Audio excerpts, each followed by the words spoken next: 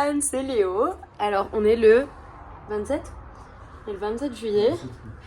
Alors ce matin, en fait du coup dans la nuit, je vous explique, moi je dormais de 18h à 20h hyper bien. À 20h je me réveille avec une envie d'aller aux toilettes mais intense. J'y vais et après je me dis je vais me rendormir et là impossible. Jusqu'à minuit, mais envie de vomir. Horrible, enfin mal au cœur. Quand je pense que je vais vomir, je me tourne la tête pour pas vomir sur Rémi et tout. Je me sentais pas bien. Je me sentais pas bien et le réveil était à 2h du matin pour l'ascension. Donc au moment où je me réveille, je me sens toujours pas bien. Donc je me dis que... Enfin, j'écoute mon corps, je suis pas en capacité de le faire du tout. Mais Rémi se lève et il va vous raconter son ascension. Vas-y Rémi, raconte-nous tout ça. Bah écoute, réveillé à 2h du matin, on a pris le petit déj tous ensemble. Jusqu'à 3h où on est parti dans la nuit.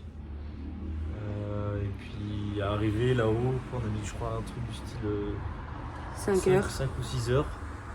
Et donc avec un départ plutôt facile et puis une fin d'ascension très compliquée, très raide. Et la neige et tout. Avec de la neige et surtout le froid, on sentait plus nos pieds, nos mains. Et par contre après la récompense, hein, le sommet. C'était quoi? C'était 6075 ouais. et un panorama de dingue surtout à Arequipa. C'était fou.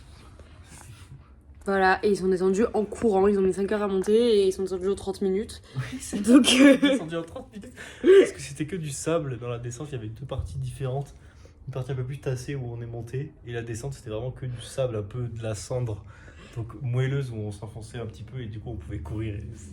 Du coup Rémi il est revenu totalement dégueulasse, enfin, ils sont tous revenus avec genre partout, des trucs partout et tout. C'était arrivé vers quoi? Vers 11h 10h? Je sais plus. En gros ils sont arrivés 7h après 3h, donc je sais pas comment ça fait. 10h. Ça fait 10h. Et voilà, on a rangé le camp de base. Et on est parti. Il y a une des filles aussi, il y avait une Canadienne qui est pas montée jusqu'en haut parce qu'elle avait mal à la tête. Donc moi j'ai passé un temps avec elle le matin. Et avec un des guides qui est argentin. Ah oui, j'ai rencontré l'amour de ma vie. Aïe. J'ai envoyé la vidéo à Mimi. J'ai envoyé la chaîne YouTube à Mimi. Voilà, Émilie, t'as les potes. Hein. Et quoi de plus? Voilà, on est rentré. Le retour était aussi beaucoup plus simple qu'à l'aller. Parce que l'aller, du coup, j'avais eu hyper mal au cœur et tout. En fait, là, j'avais plus du tout mal. Et voilà, et après on a fait de la voiture, on a rendu nos affaires et on est allé manger un repas. En gros on arrive et tout, on cherche sur Google Maps un peu les trucs les mieux notés en pizza et là c'est genre, ça s'appelle comment? Je sais pas, il Patidino Nonna, un truc comme ça. Et en fait c'était les 5 ans du restaurant, genre c'était l'anniversaire du restaurant.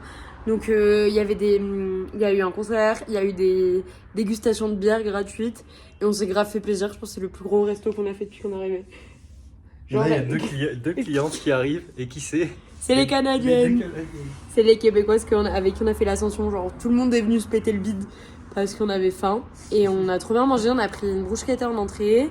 Rémi après il a pris une pizza, moi j'ai pris des lasagnes et ensuite il a pris un tiramisu incroyable et moi un brownie. Et tout ça avec des bières d'ici quoi. Donc c'était très sympa, franchement très sympa. Un petit groupe qui jouait des reprises de chansons. Il y a un guitariste exceptionnel. Excellent. Et il est quelle heure là? Qu'on va dormir très tôt. Il est 19h30. Il est 19h30 et on va aller dormir. Et on est toujours genre dans le dortoir mais on est que deux. J'ai mis mon lit très loin. Voilà, bisous.